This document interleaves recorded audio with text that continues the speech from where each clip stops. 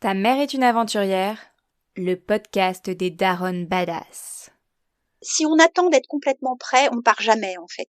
Et donc, le gros apprentissage, c'est de jauger le moment où il faut partir, où on est suffisamment prêt. Même si on n'est pas complètement prêt, c'est pas grave. Salut, moi c'est Emma, coach équipière de Projet Badass. J'accompagne les créateurs d'aventures dans leur concrétisation, que ce soit côté pro, création de podcast ou vie perso.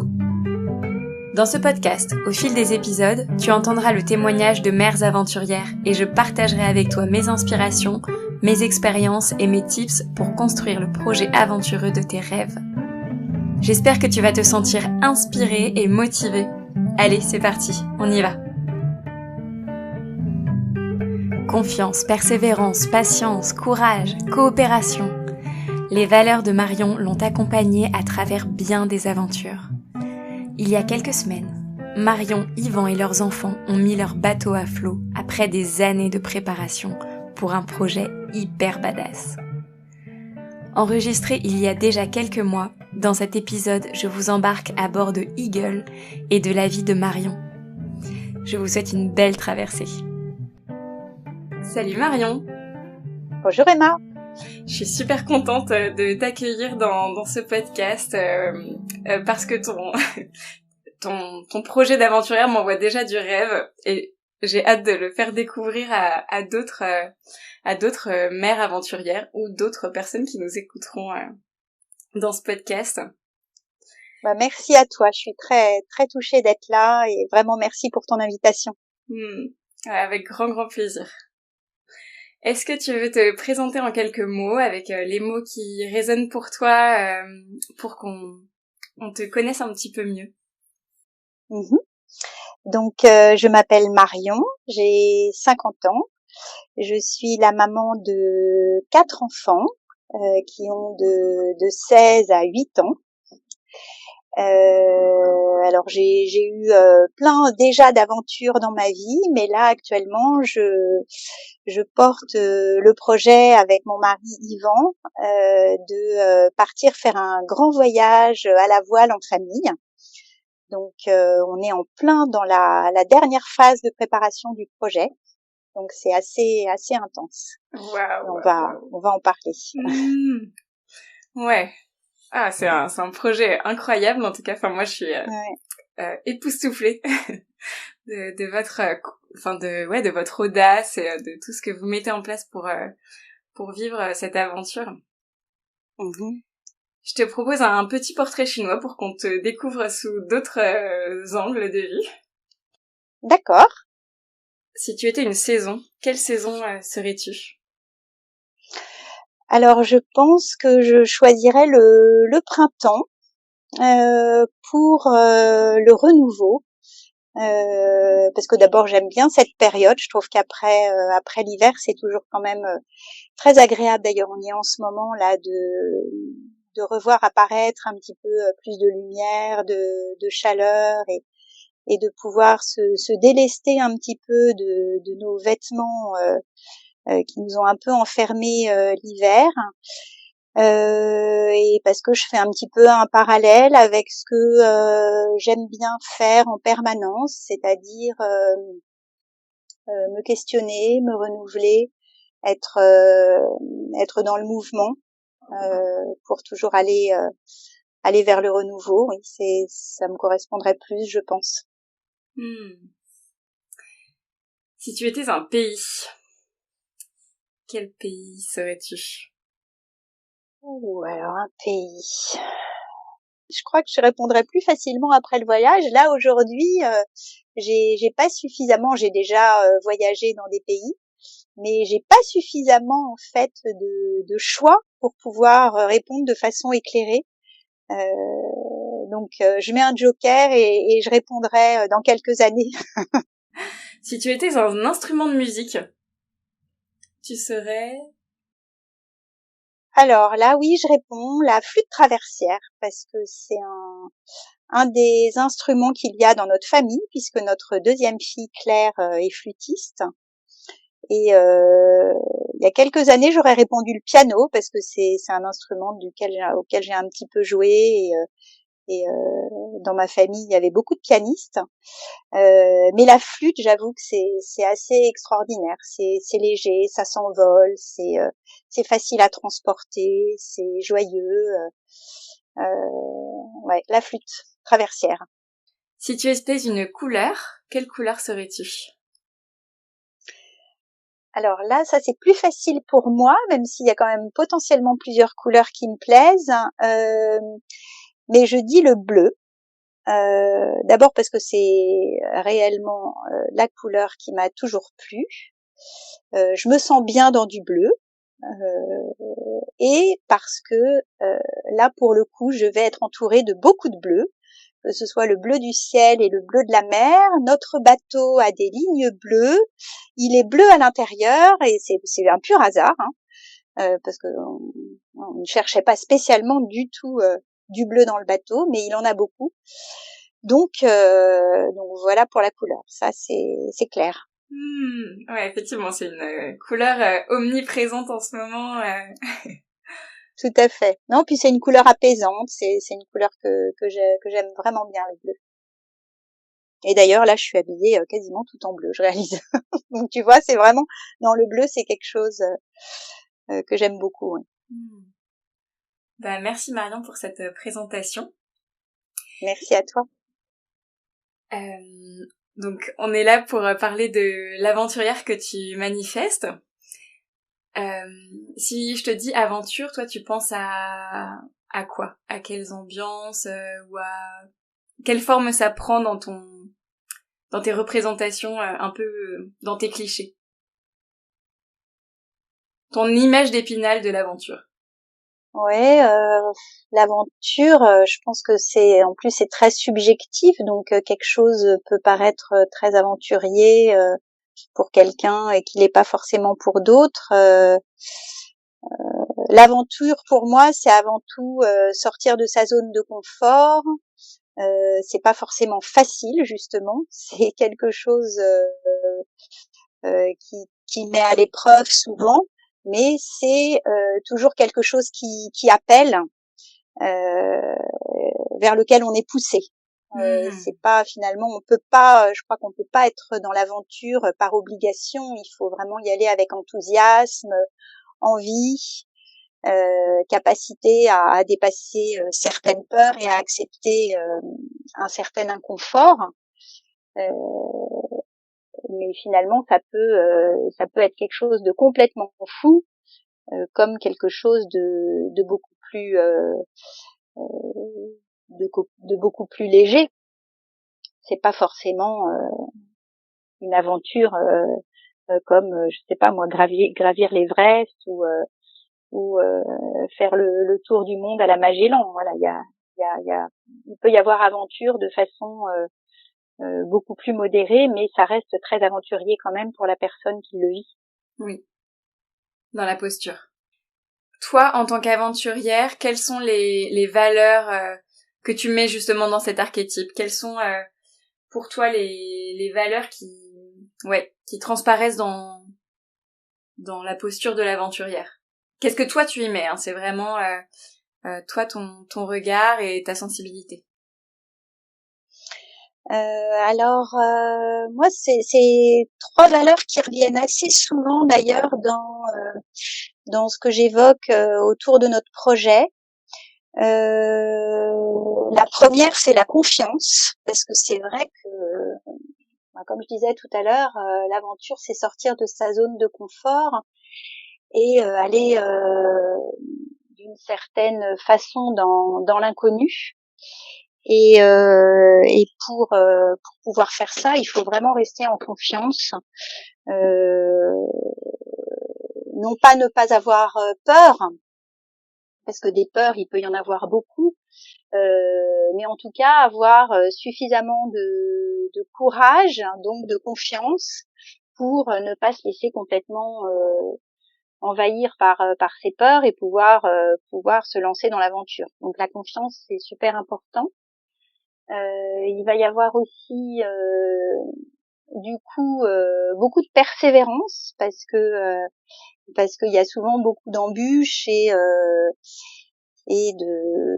de doute. Donc face à tout ça, c'est vraiment important d'avoir la capacité de persévérer, de pas se laisser complètement désespérer aux premières embûches. Et puis du coup beaucoup de patience parce que c'est pas acquis tout de suite d'y arriver. L'aventure, c'est pour arriver à notre objectif, c'est souvent long. Et donc voilà, confiance, patience, mais aussi confiance, persévérance, mais du coup beaucoup de patience pour pouvoir persévérer justement et aussi mesurer que on a bien fait d'avoir confiance, parce que parfois on a confiance et puis finalement tout nous prouve que est-ce qu'on fait bien vraiment d'avoir confiance. Mais un jour, oui, je crois que on réussit toujours à réaliser qu'on a bien fait de faire tout ça, malgré les difficultés. Mais pour ça, il a fallu, voilà, avoir de la patience pour obtenir ces résultats et cette certitude qu'on a bien fait de continuer, quoi. Donc, Ouais. et puis du courage, comme je l'ai dit aussi, oui, le courage, ça veut pas dire ne pas avoir de peur. Pour moi, ça veut dire au contraire aller au-delà de ses peurs, ne pas se laisser inhiber et ralentir par les peurs qu'on a. Donc forcément du courage, oui, pour se lancer dans une aventure quelle qu'elle soit.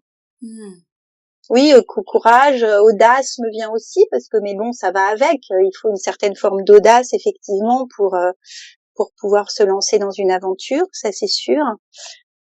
Après, peut-être ce qui me vient spontanément ici aussi, c'est la capacité à coopérer, parce que c'est vrai que souvent, je crois que même quand c'est des aventures personnelles, on est toujours relié aux autres à un moment ou à un autre, et qu'on a forcément besoin de liens. Et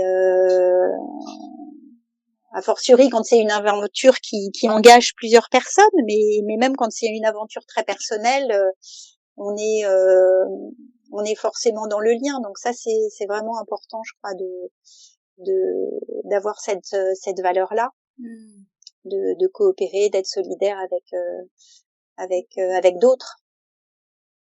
Ah, super. Oui, voilà. Oui, c'est les valeurs vraiment qui me viennent spontanément là, au sujet de l'aventure. Et c'est toutes ces valeurs-là. Est-ce que tu les as, enfin, est-ce qu'il y a des projets ou comment est-ce que tu les as manifestés avant d'être mère? Avant d'être mère. Dans quel projet tu t'es sentie aventurière dans ta vie d'avant, avant la naissance de tes enfants? Le premier projet auquel je pense, c'est d'avoir changé de voie professionnelle. Alors moi, j'avais justement entrepris des études assez classiques, on va dire. J'ai fait des études de pharmacie. Donc je suis docteur en pharmacie. C'était des longues études qui ont duré 6 ans. Après, j'ai fait une année de DESS, un DESS en dermocosmétologie. Donc j'ai travaillé à la suite de ça plusieurs années en développement cosmétique dans un grand groupe de cosmétologie. Et très rapidement, j'ai senti en fait que dans la forme, ça me convenait pas. Je me sentais pas bien dans le milieu dans lequel je travaillais, même si dans le fond, j'aimais vraiment beaucoup ce que je faisais. Donc j'avais 30 ans à l'époque, et donc j'ai décidé de changer de voie professionnelle. J'ai négocié un départ de mon entreprise. J'ai fait un bilan de compétences. Je me suis vraiment questionnée sur au fond vraiment ce que j'avais envie de faire. Et assez rapidement, j'ai compris que je voulais vraiment changer complètement de voie. Et je me suis lancée dans des études de psycho en quelques mois finalement. Tout d'un coup, il y a eu une forme de déclic. Et au même moment, en plus, je rencontrais mon mari. Il partait en province, donc je l'ai suivi in extremis, réussissant à m'inscrire dans la fac de psycho de Lille, puisque c'était à Lille que l'on partait. Et donc ça, c'était quand même assez aventurier, parce que après les études que j'avais faites, qui en plus étaient longues, laborieuses, tout quelque part changé comme ça d'un coup pour me lancer à nouveau dans autre chose qui en plus me demandait des études, c'était en plus pas si simple, hein. Je me suis retrouvée en troisième année de psycho, puisque comme j'avais un bac plus 7 déjà, j'ai pu avoir une équivalence et sauter le DUG, mais ce qui du coup était pas si facile que ça, parce que en DUG ils font pas rien pendant 2 ans. Donc je me suis retrouvée à l'entrée de la troisième année quand même avec une lourde charge de travail un peu à rattraper, où je me suis vraiment sentie ramée au départ. Je me souviens du premier jour de fac, je suis revenue, je pleurais toutes les larmes de mon corps. J'avais eu l'impression depuis mes 7 ans d'études, j'avais quand même travaillé quelques années, j'avais l'impression d'avoir tout oublié, certaines choses. Enfin bon, se remettre dans des études quand on a arrêté les études, c'est pas si évident. Et donc voilà, c'était quand même très très aventurier de quitter aussi un poste que j'avais dans l'industrie cosmétique, où j'avais un poste intéressant, j'avais un bon salaire. Donc oui, il m'a fallu, ce que je disais tout à l'heure, quand même beaucoup d'audace, ça c'est sûr, beaucoup de confiance, parce que c'est vrai que voilà, je te dis, le premier jour de psycho, oulala, je suis revenue vraiment. Fallait que j'ai de la confiance et puis que je persévère, ça c'est sûr. Et puis finalement, j'ai jamais travaillé en psycho, c'est ça le pire, mais sans aucun regret, puisque voilà, c'est juste la vie a fait que j'ai petit à petit abouti à d'autres voies et puis à d'autres projets professionnels, mais de toute façon c'était très positif pour moi d'avoir fait tout ça. Je regrette évidemment pas. Mais c'était, oui, c'est vrai, une aventure importante à ce moment-là. Et puis dans ce que dans ce que t'as partagé tout à l'heure, tu parlais de l'élan de cet élan qui te semblait vraiment important, et dans ce que tu me racontes là, j'ai vraiment je l'entends quoi, le côté vraiment grosse remise en question, mais et en même temps ce truc qui te pousse à aller ailleurs quoi. C'est cette pulsion de vie quasiment. Oui, j'étais vraiment dans l'élan, effectivement, au moment où j'ai quitté mon poste de pharmacien et où je me suis lancée dans ces études de psycho. J'étais pleine d'élan, ça c'est sûr, pleine d'enthousiasme, même si j'ai déchanté un petit peu au début des études, mais je suis restée toujours très enthousiaste par rapport à ce projet-là et dans l'élan de cette aventure. Et de fil en aiguille, du coup, tu es devenue maman? Oui. Alors, je suis devenue maman pendant ces études de psycho. Alors, par une grosse épreuve, hein, puisque donc j'ai fait la première année de licence, ensuite l'année de maîtrise, et au tout début de l'année de maîtrise, j'étais enceinte. Sauf que il s'est avéré au cours de l'année, en février, donc voilà, au bout de 4 mois de grossesse, on a compris que notre petit garçon avait un très gros problème. La fin de la grossesse a du coup été très difficile pour affiner le diagnostic, donc pendant que j'étais à la fac. Et puis il s'est avéré finalement qu'on a fait le choix, alors que j'étais enceinte de 7 mois déjà, on a fait le choix d'interrompre médicalement la grossesse au mois d'avril. Donc en fait, mon année a été teintée par cette grossesse très difficile à la fin, et donc par cette interruption médicale de grossesse au mois d'avril, avec évidemment un post-accouchement et post-décès de notre bébé très difficile, mais où j'ai tenu à terminer mon année. Et donc c'est vraiment des moments forts dont je me souviens parce que j'étais dans le deuil de mon enfant et en même temps à valider mes examens. Et donc c'était à la fois une année particulière, mais surtout un début de maternité très très particulier. Où voilà, et pour Yvan et pour moi de façon évidemment très différente, et c'est ça ce qui peut être très difficile quand on est confronté en couple à des histoires comme celle-là, c'est qu'on vit un même événement, mais évidemment on vit pas la même chose en tant qu'homme, femme, mère, père. Donc c'est vrai que ça a été des moments difficiles, mais en même temps très forts et qui nous ont construit aussi dans nos parcours personnels et dans nos parcours de parents.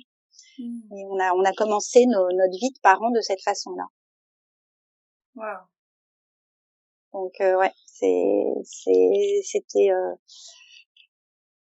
aujourd'hui j'ai toujours ressenti que même si c'était une histoire très très douloureuse évidemment, que c'était une histoire très positive aussi. C'est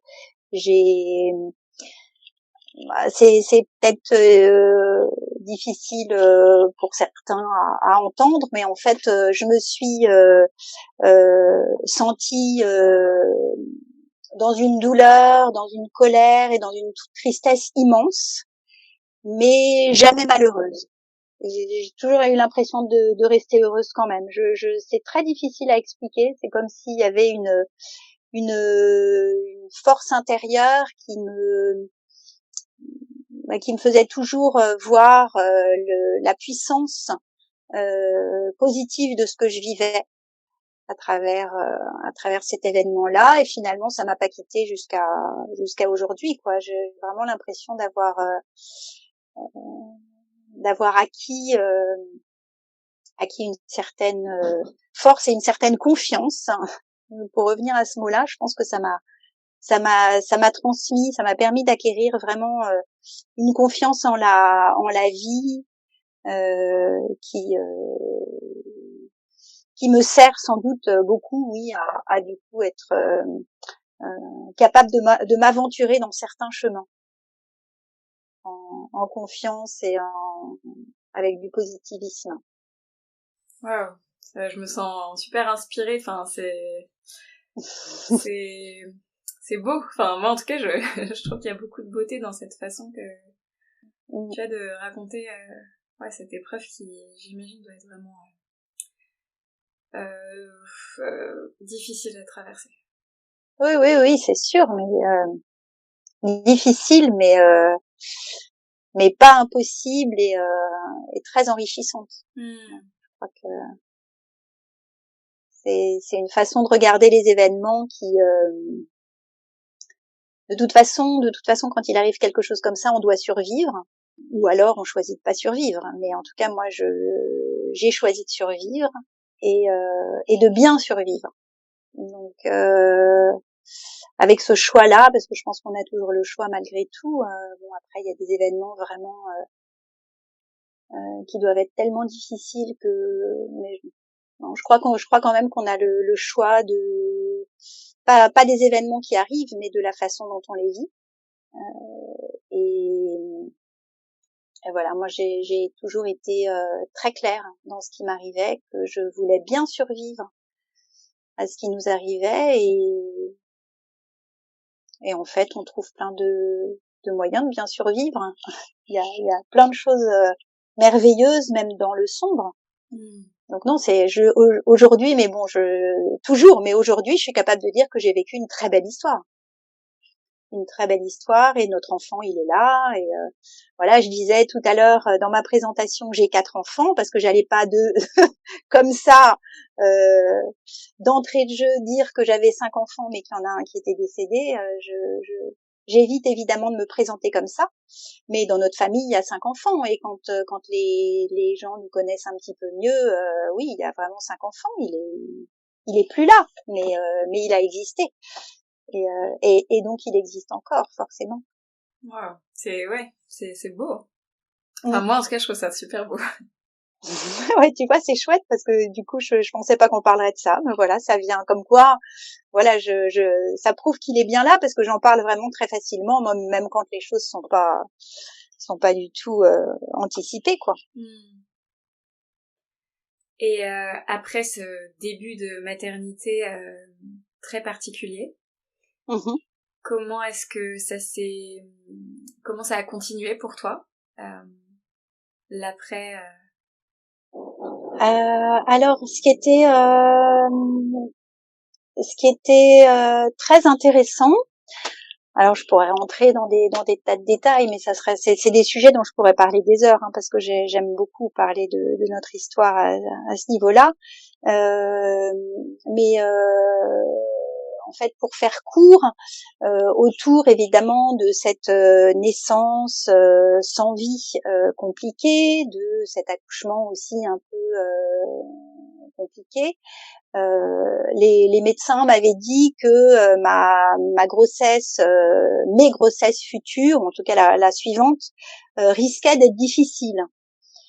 Et donc là encore une fois, moi j'avais vraiment envie de choisir de vivre le plus positivement les choses. Donc j'ai très très vite mis en place tout ce que je sentais indispensable à ce que mes futures grossesses ne soient pas difficiles à vivre. Il t'avait dit ça par rapport à quelque chose de physique ou psychologiquement Non, psychologique. Ah d'accord, ok. Oui, psychologique, okay. parce que là sur le plan organique, physique, il y avait pas du tout de souci. D'accord. L'accouchement, voilà, c'était dans des conditions particulières, mais de façon physiologique, il n'y a pas eu de problème. Donc non, c'était psychologique. Donc pour nous, ce qui avait été très important autour du décès de notre petit garçon, qui s'appelle Jean, c'était vraiment de tout mettre en place pour qu'il n'y ait pas de non-dit, pour qu'il n'y ait pas de secret, pour qu'il n'y ait pas de regret. Donc on a vraiment vécu les choses de façon intense et à fond. Et puis assez rapidement, j'ai été enceinte de notre deuxième, et durant cette grossesse, pareil, j'ai eu à certains moments des intuitions qu'il fallait que je vive certaines choses, notamment, ça c'est un détail mais qui est vraiment très important, c'est quand notre petite fille, donc notre second, est arrivée in utero au terme qu'avait notre petit garçon quand il est né sans vie. Donc c'était 32 semaines de grossesse. J'ai ressenti quelque chose de très très fort parce que j'arrivais, enfin voilà, symboliquement, elle avait l'âge qu'il avait quand j'ai accouché et qu'il est décédé. Et donc j'ai terminé un album, par exemple. Alors ça avait été très touchant. C'était une de mes très grandes amies qui, au moment du décès de notre petit garçon, m'avait offert un album photo, cadeau magnifique, parce que c'est vrai que c'est déjà rare qu'on offre un cadeau à une maman qui vient de perdre son bébé, mais elle m'avait fait finalement un cadeau de naissance décès, parce que c'est tellement particulier comme événement, la naissance sans vie. Après elle me connaissait très bien, elle savait que ça serait un cadeau qui serait bien pris et dont je ferais quelque chose d'utile. Mais du coup, en fait, j'ai fait cet album avec les photos de ma grossesse de lui, des photos de sa naissance, des photos de lui décédé, des photos de nous après, des textes, parce que j'aimais bien écrire déjà, toujours. Et donc voilà, j'ai terminé cet album à ce moment-là, et ça a été vraiment très très important comme je sais pas comment l'expliquer, mais comme d'un passage, voilà, quelque chose qui avait abouti. J'étais arrivée au bout de cet album et je pouvais vraiment continuer cette deuxième phase de grossesse de ma fille qui allait au-delà de ma première. Donc, c'est des choses comme ça que j'ai vraiment réussi à mettre en place durant cette deuxième grossesse, qui finalement ont fait que les choses se sont très très bien passées. Ce qui a été très important durant cette deuxième grossesse aussi, et ça ça recoupe ce que je disais tout à l'heure au sujet de l'aventure, qui est la confiance. C'est de pas tomber dans ce piège de me dire que ce que je pouvais craindre allait arriver. Et quand durant ma première grossesse, voilà, comme toutes les mamans sans doute, on a peur qu'il arrive des choses. Et moi, j'avais quelques mois avant fait un stage durant mes études de psycho dans une unité de néonatologie où il y avait des bébés qui mouraient. Et quelques mois après, ça m'arrive. Et du coup, pendant cette deuxième grossesse, vraiment mon gros défi, ça a été de me dire, attends, ça ce sont que des pensées, c'est pas parce que t'as perdu ton enfant alors que tu avais craint que ça t'arrive que c'est arrivé. Donc j'ai vraiment fait un travail pour chasser toutes les inquiétudes que je pouvais avoir de temps en temps, où je me disais mon Dieu, ça va m'arriver à nouveau. Voilà, j'ai vraiment chassé tout ça pour réussir à le vivre le plus sereinement possible, et finalement ça s'est très très bien passé. Donc ça a été vraiment aussi une aventure que de réussir à ne pas me laisser rattraper par des inquiétudes et me gâcher cette deuxième grossesse. Ce que justement peut-être les médecins ont tendance à voir et craignaient, et c'est pour ça qu'ils m'avaient averti, mais en fait ça s'est pas passé comme ça du tout pour moi. Et ça a été un très bel accouchement que je voulais physiologique, sans péridurale, naturel, et du coup ça s'est vraiment très très bien passé. Donc ça a été assez réparateur aussi que de pouvoir vivre les choses de cette façon-là, et que d'avoir un enfant qui se portait bien à la naissance, quoi. Et cette naissance, elle a eu lieu... T'as accouché à la maison ou t'as accouché en structure? Oui, pour donc pour pour mon deuxième accouchement, donc pour notre aîné actuellement qui a 16 ans, j'ai accouché dans une toute petite maternité qui n'existe plus. C'était la maternité d'Orthès, vraiment qui faisait des accouchements, la majorité physiologique, avec une petite salle nature comme il y a dans certaines maternités. Et non, c'était vraiment une super naissance du coup, comme j'avais pu l'espérer pour notre premier, et qui était du coup très réparatrice en quelque sorte, et puis qui a fait que sur toute la ligne tout s'était bien passé, quoi. La grossesse s'était bien passée, le bébé allait bien, et puis mon accouchement, et c'était important pour moi, c'était aussi passé comme je le souhaitais. Donc c'était vraiment que du positif cette deuxième grossesse. Donc ça c'était bien après ce qui nous était arrivé. Bon, c'était bien tout court, hein, mais c'était bien aussi après ce qui nous était arrivé, parce que c'était quelque chose de beaucoup plus pas heureux de toute façon, mais joyeux, j'ai envie de dire. Voilà, on n'était plus dans la tristesse. Donc et puis voilà, grosso modo, elle allait bien, même si je pense que comme pour toutes les mamans, l'arrivée d'un premier, là moi c'était pas mon premier, mais enfin c'était mon premier vivant, donc c'était quand même mon premier, on va dire, mon premier vivant. Bon voilà, ça a pas été forcément simple, l'allaitement était très compliqué au départ, alors que c'était quelque chose vraiment que je voulais. Et là aussi, tiens, je peux dire que c'était une sacrée aventure, parce que pour moi c'était très clair que je voulais allaiter. Seulement, j'ai réalisé en cours de route que c'est pas parce que c'est naturel que c'est forcément facile. Et avec cette première petite fille, ça a été une vraie galère. Et j'ai compris pourquoi tant de femmes arrêtaient l'allaitement aussi rapidement. Et donc là encore, moi j'ai voulu poursuivre l'aventure malgré tout et rester dans cet élan que j'avais, cette conviction où voilà, je lâchais pas le morceau, c'était de la persévérance sur toute la ligne, parce qu'en fait elle avait un gros problème de succion, elle n'arrivait pas à téter. Et donc j'ai mis en place à un moment, puisqu'elle maigrissait et que tous les médecins me disaient qu'il valait mieux arrêter l'allaitement ou lui donner des biberons de complément, et moi je ne voulais pas lui donner des biberons de complément parce que je savais que si je faisais ça c'était le début de la fin de l'allaitement. Et donc je lui ai donné des biberons de complément, mais de mon propre lait. Donc le pire c'est que elle faisait ses nuits à 2 mois, mais que je me levais toutes les 2 heures pour aller tirer mon lait. Oh là là. Ah et ouais. donc quand j'y repense, ouais, donc là tu vois, dans le genre persévérance, on est pas mal. Ouais, c'est pas mal, vraiment c'est pas mal, surtout que ça a été la seule qui a fait ses nuits. Tous les autres, ça a été l'enfer, et je me suis dit mince, la seule qui aurait pu me laisser dormir, je me suis réveillée. Mais en même temps, si je l'ai fait, c'est parce que ça me nourrissait aussi, c'est le cas de le dire. Ça nourrissait pas qu'elle, ça me nourrissait aussi. J'avais besoin de continuer l'allaitement.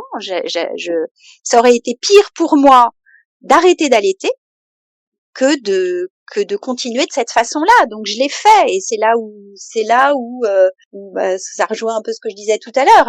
L'aventure, c'est aussi une question très personnelle, et effectivement, quand on ressent un élan à quelque chose et un appel, bon bah voilà, on met les moyens aussi en place. Mais il fallait effectivement que j'ai confiance. Ça a marché, donc j'ai bien fait d'avoir confiance. Ça a marché, elle a complètement repris du poids, et en fait j'ai allaité pendant quasi 18 mois. Donc finalement, et puis pour mes autres allaitements, du coup ça a été royal, parce que ça avait été si compliqué avec elle que en fait j'étais devenue entre guillemets une pro. je savais vraiment identifier tout de suite quand un bébé t'était pas. Je savais aussi, j'ai su aussi lâcher prise sur des choses où je m'étais vraiment pris la tête pour ce premier allaitement. Et en fait, mes autres allaitements ça a été à chaque fois une aventure extraordinaire, et où les 2 derniers, je les ai allaités 3 ans. Donc en fait, pendant 10 ans, j'ai été soit enceinte, soit allaitante. Ouais. Ah, disons que ça demande une sacrée volonté, ouais, de dépasser le stade de l'allaitement difficile, se lever la nuit pour tirer son lait, ouais. Ouais. Mais là, tu viens de dire un mot important, tiens, tu vois, ça pourrait être une valeur supplémentaire, même si ça rejoint la persévérance quelque part, parce que je pense que il peut pas y avoir de persévérance sans volonté. Mais du coup, oui, pour être aventurier, je crois qu'il faut de la volonté. Ça c'est sûr. Voilà, en tout cas, t'en as mis une bonne louche, ouais. Ouais, c'est clair, hein. Ouais. Ouais, mais bon, là encore, c'est quelque chose de nourrissant et de positif pour soi. En tant que maman, c'était pour moi super important d'aller au bout de ces aventures d'accouchement, d'allaitement. Voilà, j'avais mes convictions, mes volontés par rapport à la naissance physiologique et par rapport à l'allaitement, et du coup j'ai tout mis en place pour le faire de cette façon-là, et c'est pour ça que du coup j'ai été vraiment épanouie dans mon rôle de maman. C'est parce que entre guillemets, j'avais du succès dans ce que j'avais voulu réussir, même si c'est très subjectif. Il y a pas, voilà, je dis pas que c'est ça qu'il faut absolument faire, mais en tout cas pour moi, c'était important de le faire comme ça. Du coup, ça a été très très positif pour ma confiance en moi-même aussi, pour ce que je ressentais en tant que maman, et pour ce que je vivais. Et aujourd'hui, dans ton quotidien ou dans la suite, avec tes enfants qui ont grandi, est-ce que tu te sens aventurière dans ta maternité, enfin voilà, dans cette relation que tu as? C'est vrai que alors parfois, justement, c'est pas forcément facile, mais je me sens toujours aventurière dans tous les choix que je fais. Depuis la naissance où voilà, j'ai choisi d'accoucher physiologiquement avec deux accouchements à domicile, comme on disait avant. Ensuite, cette aventure de l'allaitement. Sur le plan éducatif, j'ai souvent fait des choix qui n'étaient pas forcément des choix ordinaires. Donc, à partir du moment où ça sort de l'ordinaire, oui, j'estime que ça a un côté aventurier. L'aventure, c'est aussi, comme on disait, sortir de sa zone de confort et des sentiers battus. Ça demande une certaine audace.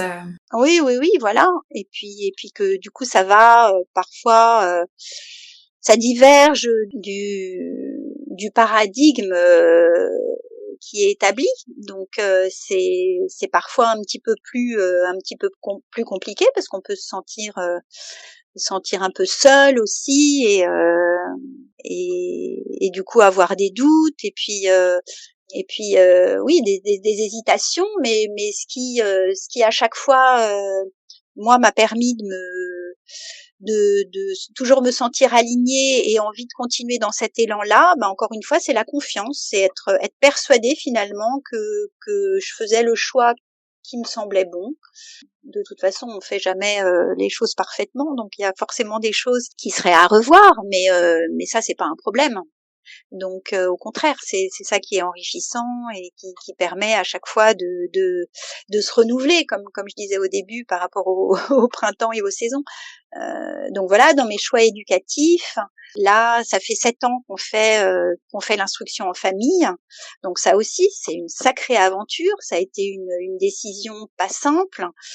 C'est toujours pas forcément simple parce que clairement c'est pas la norme parce que ça demande beaucoup de volonté, de persévérance aussi. Oui, on en revient toujours aux mêmes choses parce que parfois c'est vraiment pas facile et que il y a vraiment des fois où on a envie d'abandonner.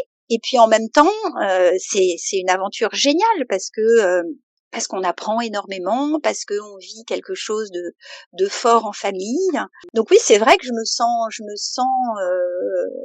sens une mère aventurière, c'est clair. C'est pour ça que le sujet de ton podcast a vraiment fait écho chez moi et que je trouve le sujet génial parce qu'en plus ça rejoint ce que je disais au début. Les aventures, ça peut être très subjectif et donc tu dois mettre en relief des mamans aventurières qui ont des parcours très très différents, mais à chaque fois fantastiques, quoi. Ah ouais, c'est ce que je trouve génial, c'est comment chacune se sent aventurière dans des endroits complètement différents. Et il y a je trouve on peut avoir tous une sorte de d'archétype un peu collectif de ce qu'est l'aventure et en même temps elle va se nicher partout, quoi. Bien sûr. Tout à fait. Je trouve ça passionnant et puis de t'entendre. Enfin en tout cas moi d'enregistrer ces podcasts, je me sens trop inspirée à la fin de à la fin de l'entretien. Je suis boostée, quoi. Bah oui, j'imagine. Ouais, c'est hyper nourrissant. Ça je veux bien t'entendre. Et aujourd'hui, en famille, vous avez un projet. Je pense que tout le monde trouvera que c'est une aventure. Peut-être pas tout le monde, mais en tout cas une grande partie des gens. Est-ce que tu peux nous en parler un petit peu de aussi comment c'est venu, enfin la graine d'idée, comment vous vous êtes dit que vous alliez créer tout ça et partir dans cette aventure. J'en dis pas plus parce que c'est toi qui vas oui. raconter. Donc je décris d'abord le projet très rapidement, puis je reviendrai sur tes questions. Le projet qui est déjà très très bien avancé, là on est dans la dernière phase de préparation, c'est de partir faire un grand voyage en famille de plusieurs années en voilier. Donc le projet s'appelle l'Ancre et les voiles. Les auditeurs pourront le le suivre du coup sur les réseaux ou sur notre site internet. Et du coup, par rapport à la germination du projet, alors je crois d'abord que en fait, si le projet est arrivé, c'était vraiment dans la continuité de toutes les aventures dont j'ai parlé avant. C'est vraiment pour moi une étape de plus dans notre cheminement justement de parents aventuriers, vraiment. Et en fait, même si c'était pas quelque chose dont on avait parlé vraiment, je crois que l'un et l'autre, Yvan et moi, on était depuis longtemps inspirés par des couples ou des familles qui vivent des aventures de voyage un peu hors du commun. Et en fait, c'était il y a 7 ans où un soir on a lu un témoignage de familles voyageuses. Et là, pourquoi à ce moment-là plutôt qu'à un autre, ça je sais pas, mais en tout cas il y a eu un déclic. Et c'est vraiment cette soirée-là que le projet est né. En tout cas que l'idée est née, parce que évidemment le projet il a été beaucoup plus long à construire qu'en une soirée, mais l'idée est née à ce moment-là. Et puis très rapidement après, en fait, on a tout mis en place pour que le projet se construise, en passant par des tas d'étapes, et à chaque fois en ayant besoin des valeurs dont je parlais. C'est-à-dire qu'il a vraiment fallu persévérer parce qu'on a été maintes et maintes fois au bord du renoncement, pour des tas de raisons, parce que c'était très compliqué à mettre en place, parce qu'on n'avait pas les moyens financiers, parce que se lancer dans un projet comme ça, de toute façon, c'est pas simple. Surtout que nous, très très rapidement, en fait, on a compris qu'il ne s'agissait pas de faire une année sabbatique comme beaucoup font, de faire un tour du monde pendant un an et puis de revenir à notre vie d'avant avec nos postes d'avant. Alors d'abord ça on pouvait pas parce qu'on était tous les deux entrepreneurs depuis de longues années, donc on avait de toute façon pas de congé sabbatique comme quand on est salarié. Et puis parce que très rapidement il nous est apparu que c'était pas de ça dont on avait envie. On voulait vraiment, sans doute dans la continuité justement de ce qu'on avait mis en place dans nos modes de vie depuis des années. On voulait vraiment faire un changement de vie, que ce soit l'opportunité pour nous de faire un pas de plus en avant vers plus de simplicité matérielle notamment. L'idée de nous séparer de tout ce qu'on peut avoir, qu'on trouve toujours trop quantitatif et un peu, enfin même beaucoup envahissant et emprisonnant. L'idée de pouvoir nous en délester pour vivre sur un bateau, ça c'était vraiment fort pour nous. Et puis l'envie, j'ai envie de le résumer. Alors c'est absolument pas pompeux en fait. C'est l'envie et même l'appel d'avoir une vie extraordinaire. Alors, je sépare les deux mots volontairement parce que c'est pas extraordinaire au sens de waouh quelle vie. Non, c'est qui sort de l'ordinaire. On a compris l'un et l'autre que on avait besoin de ça en fait.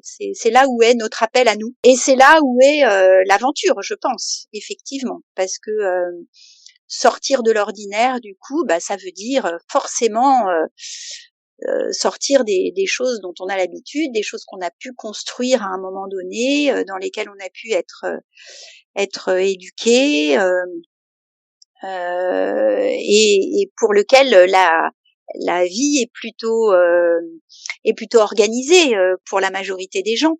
Et donc ça c'est compliqué de sortir de tout ça. Et c'est là où est l'aventure effectivement. Et on confirme depuis 7 ans qu'on est sur ce projet. Bah c'est compliqué d'une façon générale. Tout. Là dans un mois on met le bateau à l'eau. Bon bah on réalise que là par exemple c'est un petit détail, mais je suis un peu dans cette phase de stress des choses dont j'ai vraiment besoin. Bah il faut absolument que je les reçoive là avant de partir. Non pas que je pourrais plus du tout recevoir de choses après, mais ça sera plus compliqué. Alors que là, on a une capitainerie fixe. Je vais tous les jours chercher mon courrier à la capitainerie. C'est facile, comme quand on a son courrier chez soi.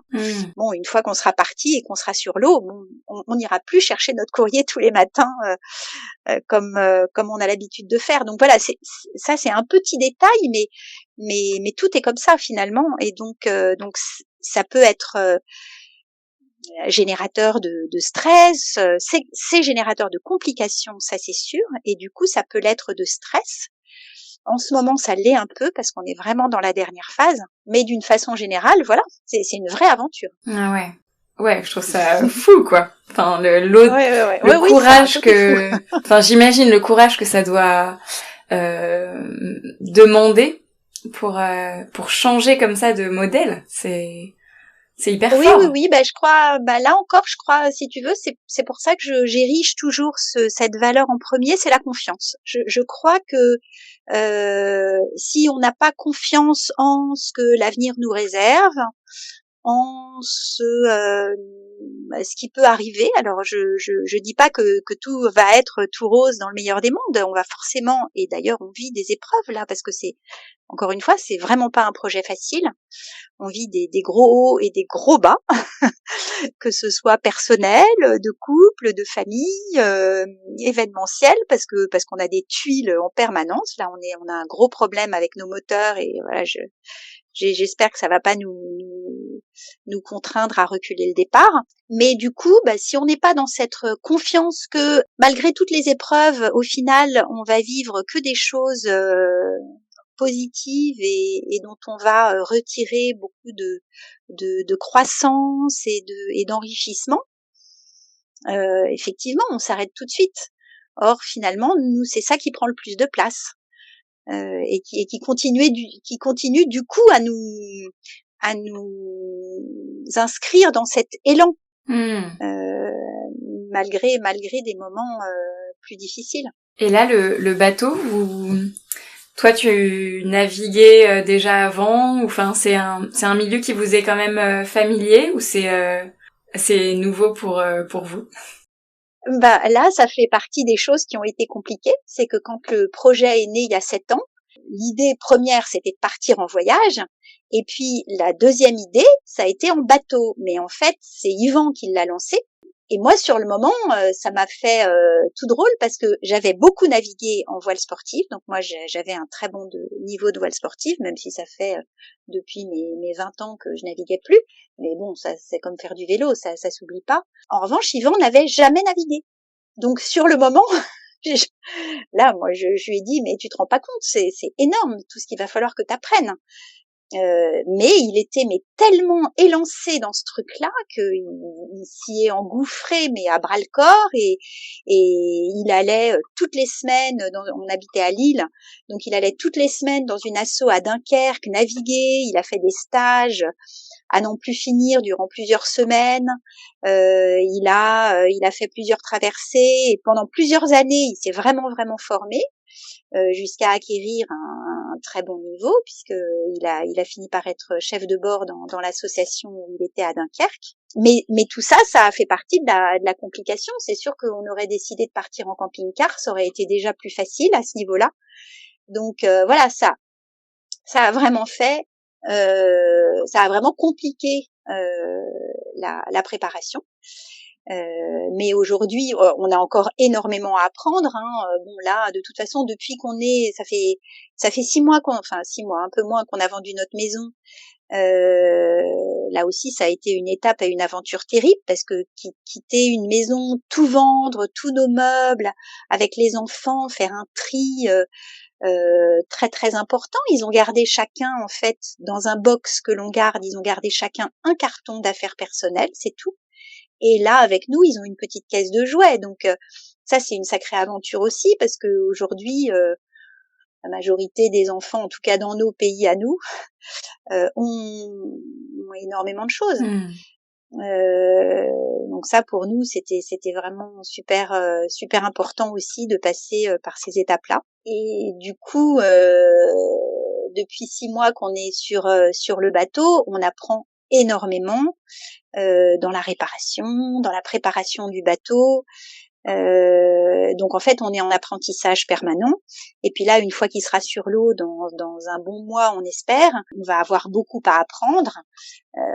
Yvan aujourd'hui est bien plus avancé que moi, puisque du coup il s'est formé vraiment lui pendant 7 ans, mais moi je pouvais pas, parce que j'étais avec les enfants, et j'avais plein d'autres choses à faire. Donc là, il a beaucoup de choses à m'apprendre et je vais les apprendre au fur et à mesure. Mais et ça c'est important aussi. On l'apprend, et puis tous ceux qui sont déjà partis en voyage, et en particulier en bateau, parce que c'est quand même un moyen de transport très particulier qui demande beaucoup de technique. Si on attend d'être complètement prêt, on part jamais en fait. Et donc le gros apprentissage, c'est de jauger le moment où il faut partir, où on est suffisamment prêt. Voilà, c'est un peu comme Winnicott qui parle de la mer suffisamment bonne. Et pour moi, c'est tout à fait ça. C'est trouver le moment où on est suffisamment prêt, même si on n'est pas complètement prêt, c'est pas grave. Mais sinon, on partira jamais. Et là, comment vous envisagez du coup les premiers temps? Vous êtes dit un petit peu où est-ce que vous vouliez aller, ou enfin comment vous envisagiez les premières semaines, les premiers mois?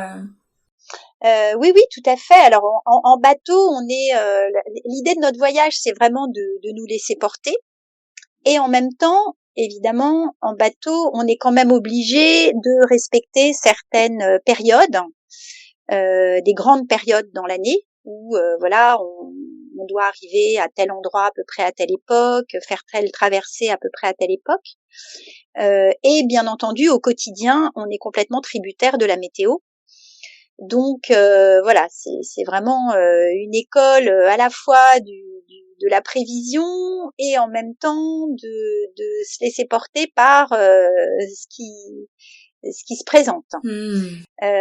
Donc le projet là, c'est de mettre le bateau à l'eau dans la première quinzaine d'avril.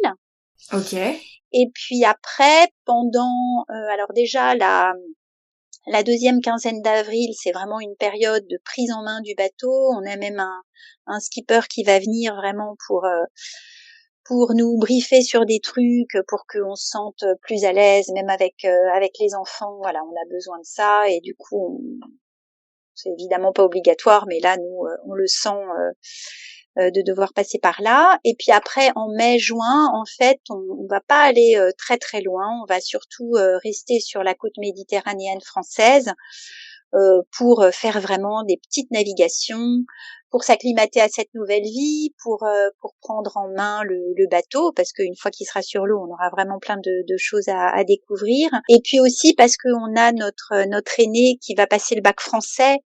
Là, du coup, on l'a inscrite vers Toulon, donc on doit de toute façon pas trop s'éloigner.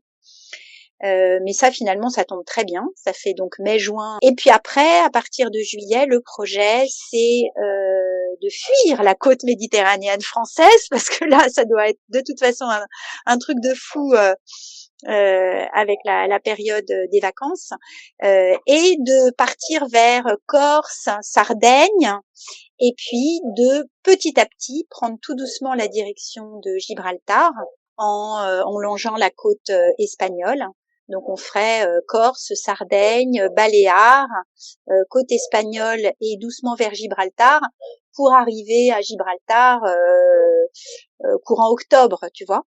Wow. Et après, l'idée, c'est vraiment de passer en Atlantique, de descendre sur le Cap-Vert tout doucement aussi, en passant par les Canaries, et d'arriver au Cap-Vert au moment de Noël pour faire la transat à cette période-là, en fait, fin d'année. D'accord. Donc, si on réussit à faire ça, ça serait l'idéal en termes de respect des périodes. Ça, c'est des périodes qui sont déterminées par la météo, enfin par les. Oui. D'accord, ok. Oui, tout à fait. D'accord. Parce que la transat, l'idéal, voilà, c'est décembre, janvier, février. Mais l'idéal, ça serait de la faire à cette période-là. Maintenant, on n'est pas à l'abri de plein d'imprévus, donc évidemment, on s'adaptera, mais en tout cas, voilà, c'est l'objectif. Waouh, c'est un projet tellement fort, je trouve. C'est ça, en termes de souvenirs et de coopération familiale aussi, ça doit être extrêmement enrichissant, j'imagine. Oui, oui, oui, tout à fait. C'est pour nous, c'est vraiment, si tu veux, aller à la fois, comme je disais, une école du dépouillement par rapport au matériel, parce qu'effectivement, vivre assis sur un bateau, c'est une sacrée aventure là aussi. C'est vraiment une école effectivement de la coopération, parce que la navigation, de toute façon, c'est une école. Voilà, on est en équipe, hein, c'est un équipage. Et ça, sur le plan éducatif, c'était effectivement un plus par rapport à notre choix de ce mode de transport. C'est une école du lâcher prise sur beaucoup de choses. C'est vraiment très très très formateur sur tous les plans, et voilà, je me répète, mais c'est dans la balance, c'est ça qui nous appelle le plus et qui fait que on réussit à dépasser les difficultés, les peurs qu'on peut avoir dans cette aventure, et qu'on persévère, parce que au final on y trouve notre compte. Ouais. Ouais, c'est très fort, hein, vraiment. Et puis les rencontres. Ça, c'est quelque chose de vraiment très important, et que l'on espérait a priori, mais qui se confirme. En fait, on n'a jamais, tu vois, là, on va avoir des copains que pour l'instant je ne connais que virtuellement. Alors eux, ils sont en camping-car, et en fait, comme il a été très tôt très clair dans nos esprits que on voulait une valence partage très importante dans notre projet. Si ça restait circonscrit à notre famille nucléaire, finalement, ça avait pas du tout la même saveur. On avait envie que notre aventure puisse profiter à d'autres. Alors, on a longtemps réfléchi de quelle façon. Donc aujourd'hui, on partage le voyage. Alors le quotidien un peu moins en ce moment, parce que je suis tellement noyée, si je peux si je peux employer la métaphore. Je suis tellement noyée avec tout ce que j'ai à faire que je peux évidemment pas partager tous les jours. Mais on veut vraiment, voilà, que tout ce qu'on va apprendre, tout ce qu'on va découvrir, toutes les rencontres que l'on va faire puissent profiter à ceux qui nous suivent, et aussi aller rencontrer des écoles au cours de nos escales. Donc ça, c'est vraiment le projet. Okay. Et du coup, comme on est connecté, on rencontre plein de gens. Et en fait, là, dans le port où on est, mais je te mens pas, il y a toujours du monde sur le bateau. Là, même ce dernier mois, je crois qu'il va falloir qu'on freine, parce que sinon, on va pas réussir à être dans les temps. Et moi, là, je commence à avoir trop de stress de tout ce qu'on a à faire. Mais en fait, on a toujours plein de monde. On fait des rencontres incroyables. Et puis le milieu des marins, c'est vraiment un monde de la solidarité incroyable. Je crois que je crois que dans des projets comme ça, les gens sont très solidaires, mais peut-être encore plus dans le milieu marin, parce que là, la mer, je sais pas, c'est peut-être le fait que ce soit un ennemi commun qui fait qu'on doit tous s'entraider. Mais voilà, on a toujours plein de monde qui nous aide, et vice versa, et ça, c'est très très fort, vraiment. Donc ça nourrit beaucoup aussi. Merci beaucoup Marion pour ton partage tellement inspirant et ouais, vraiment plein de beauté, je trouve, dans ta façon de raconter ta vision de la vie et de l'aventure. Moi en tout cas, je me sens vraiment reliée. Bah écoute, merci. Et puis tu vois, voilà, je parlais de rencontres, mais c'est pareil. Toi et moi, finalement, c'est grâce au partage sur les réseaux. Donc on peut trouver beaucoup de négatifs à Internet et à ces réseaux, mais il y a aussi un positif énorme. Et c'est vrai que cette mise en lien grâce au partage, moi je suis très touchée que tu m'aies invitée. Je trouve le sujet de ton podcast et ce que tu fais vraiment vraiment géniaux, plein de sens, et je suis vraiment ravie d'avoir pu participer de cette rencontre avec toi. Vraiment, merci beaucoup. Merci pour cet échange. Je suis ravie vraiment de ce moment partagé. Ouais, vraiment pareil pour moi. Je suis très très très contente de ce temps, et merci de m'avoir offert la possibilité de dévoiler aussi peut-être un autre aspect de ce projet, parce que je dévoile pas forcément tout, et là tu m'en as offert l'opportunité, et ça me touche beaucoup. Vraiment merci. Et merci beaucoup, et à très vite. Du coup, je mettrai tous les liens vers pour te suivre, enfin pour vous suivre d'ailleurs. Et oui, merci. Et pour voir, j'ai hâte. J'ai hâte. Je suis vraiment curieuse de découvrir la suite de votre aventure, quoi, qui est incroyable quand même et extraordinaire. Que j'ai aimé ce témoignage. En écoutant Marion, je me sens inspirée et emplie de beauté. Son audace, sa persévérance m'encouragent à vivre ma plus belle vie de mère aventurière. Et toi, qu'as-tu ressenti à l'écoute de cet épisode ? Te donne-t-il des envies ? Je te retrouve dimanche prochain pour un épisode dans lequel je partagerai avec toi mes étapes pour construire solidement une aventure qui envoie du bois. Et d'ici là, je te souhaite une belle semaine.